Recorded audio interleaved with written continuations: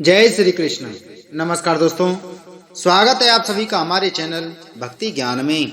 दोस्तों, आज मैं आपको दशा माता की 5वीं कहानी सुना रहा हूँ। एक राज्य में एक राजा रहा करता था। उस राजा की 2 रानियां थीं। राजा की प्यारी रानी को लक्ष्मी कहा जाता था और दूसरी रानी को रानी होने पर भी कुलक्ष्मी कहा जाता था। एक दिन लक्ष्मी रानी ने क्रोधित होकर लकड़ी का पटा ले मलिन कपड़े पहनकर कोप भवन में जा लेटी। राजा ने लक्ष्मी से पूछा, तुम कोप भवन में क्यों पड़ी हो? तुम क्या चाहती हो?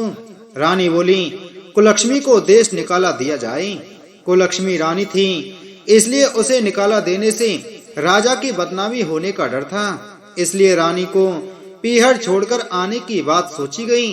राजा ने पटरानी को एक रथ में सवार कराया और स्वयं घोड़े पर चढ़कर रथ के साथ चलने लगा। एक बीहड़ जंगल में पहुंचकर राजा ने रथ को रुकवाया। पाल की ढोने वालों को वहां से हट जाने को कहा गया। राजा रानी को उस जंगल में छोड़कर घोड़े पर सवार होकर अपने महल में आ गया। कुलक्ष्मी को बाट जोड़ते हुए सारी रात बीत गई। रानी को प्यास लगी, वह रथ से उतरकर पानी की तलाश में चल दी। रानी ने आसपास पानी खोजा, परंतु उसे कोई जलाशय नहीं दिखाई दिया। रानी ने एक सारस के जोड़े को एक तरफ जाते देखा। रानी कुलक्ष्मी सारस के जोड़े के पीछे चल दी। चलते चलते वह एक नदी के किनारे पहुंच गई।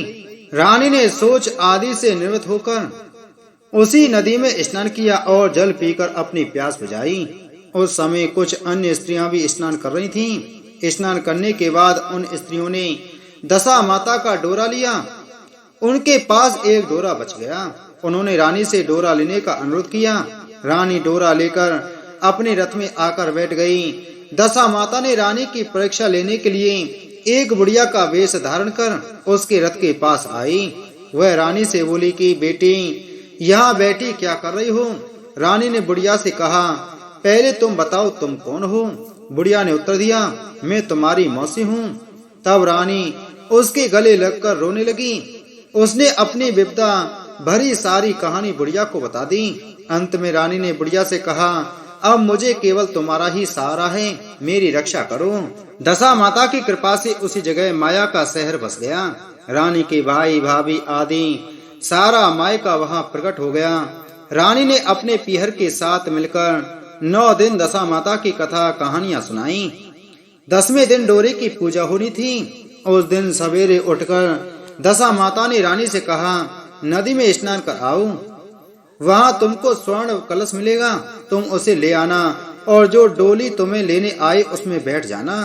किसी से ये मत पूछना कि यह डोली किसकी है। रानी ने नदी में स्नान किया। वह स्नान करके बाहर निकल आई तो उसे 2 स्वर्ण के कलश नदी के किनारे रखे मिले। उन्हीं के पास रेशमी वस्त्र रखे थे। उन वस्त्रों को रानी ने पहन लिया। वह चलने को हुई तो उसे डोली आती दिखाई दी। वह डोली में बैठ गई और अपने घर पहुंच गई। घर पहुंचकर उसने माया के परिवार की सब महिलाएं सहित दशा माता के डोरे की पूजा की, सुहागनों को भोजन कराया। इसके बाद उसने पारण किया। अब रानी अपने पीहर में आनंद पूर्वक सबके साथ मिलकर रहने लगी। इधर कुछ समय बाद राजा को रानी कुलक्ष्मी का ध्यान आया। राजा ने विचार किया कि जिस दिन से मैं रानी को जंगल में छोड़कर आया हूँ, तब से उनका कोई समाचार नहीं मिला। चलकर देखना चाहिए कि रानी कुलक्ष्मी का क्या हाल है। मंत्रियों ने राजा को समझाया कि अब रानी से मिलना आपके लिए ठीक नहीं होगा, परंतु राजा ने मंत्रियों की बात पर कोई ध्यान नहीं दिया। वह घोड़े पर सवार होकर उसी स्थान पर पहुंचा जहां पर रानी को छोड़ आया था। राजा को ये देखकर बड़ा आश्चर्य हुआ कि यहाँ तो सघन वन था, परंतु अब यहाँ रमणीक बस्ती बसी हुई है। राजा ने लोगों से पूछा, यह कौन सी नगरी है? लोगों ने उसे बताया कि यह कुलक्ष्मी का नगर है। अब तो राजा के आश्चर्य का ठिकाना न रहा। वह बार बार सोच रहा था कि क्या यह नगर मेरी पटरानी कुलक्ष्मी द्वारा बसाया नगर है। राजा ने कुलक्ष्मी के महल के पास जाकर सूचना भिजवाई कि उनसे अमुक देश के राजा मिलना चाहते हैं। रानी ने राजा को पहचान कर मिलने से मना कर दिया, परंतु मौसी ने उसे समझाया कि हिंदुओं में तो पति परमेश्वर माना जाता है। तुम्हें यही उचित है कि तुम यथाशक्ति उनका आदर सत्कार करो। मौसी के कहने पर रानी कुलक्ष्मी ने राजा को महल में बुलवाया। दोपहर को राजा को भोजन पर बुलाया गया। राजा के साथ नाई भी था। रानी राजा और नाई को भोजन कराने लगी। पहली बार रानी ने नाई की पत्तल पर भोजन परोसा तो नाई ने रानी के पैर पर एक छींटा लगाया। रानी इस भेद को नहीं समझ सकी कि नाई ने उसके पैर पर रायते का छींटा क्यों मारा। रानी दूसरी बार पोशाक बदलकर फिर आई।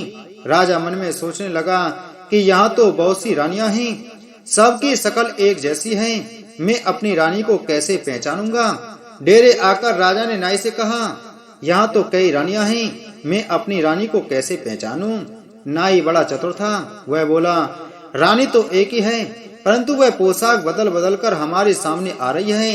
राजा ने नाई से पूछा, तुम्हें कैसे पता चला कि रानी एक ही है। नाई बोला कि मैंने उनके पैर पर रायते का छींटा मारा था। वह 3 बार कपड़े बदलकर हमारे सामने आई, परंतु वह छींटा उनके पैर पर 3 बार लगा था। अगले दिन रानी ने राजा को अपने महल में बुलवाया। राजा को अपनी मेज पर बिठाकर खाने के लिए पान का बीड़ा दिया। पान खाकर राजा पलंग पर लेट गया और रानी उसके पैर दबाने लगी। राजा ने रानी से अपने किए के लिए क्षमा मांगी और रानी को अपनी राजधानी में चलने को कहा। रानी ने कहा, आप मुझे किस मुंह से चलने को कह रहे हो? आप तो मुझे जंगल में अकेला छोड़कर चले गए थे। आप तो दूसरी रानी के कहने पर मेरा परित्याग कर चुके थे। यह तो मेरी मौसी का किया हुआ है, उसी के कारण यह सब वैभव मुझे प्राप्त हुआ है, वरना आप तो मेरा सर्वनाश कर चुके थे। राजा ने रानी को बहुत समझाया। तब रानी बोली कि मैं केवल एक शर्त पर आपके साथ चल सकती हूँ। आप मेरी मौसी से वरदान मांगेंगे कि यह नगरी आपकी राजधानी के पास पहुँचा दे, जिससे जब मेरा मन चाहे आपके पास रहूं और जब जी चाहे तो मौसी के दिए महल में चली जाऊं। मेरी मौसी बड़ी दयालु है, संभव है कि वह हमारी बात मान जाए। राजा ने दशा माता मौसी से प्रार्थना की। मौसी ने राजा की बात मानकर दोनों शहरों को पास पास स्थापित कर दिया, मानो एक दूसरे के ही भाग हों। राजा ने दशा माता की कृपा का फल जानकर शहर में ढिंडोरा पिटवाया कि उसकी प्रजा दशा माता की पूजा किया करें। भगवती दशा माता ने जिस प्रकार कुलक्ष्मी पर दया करी, वैसे ही दया सब जनों पर करें। बोलो दशा माता की जय।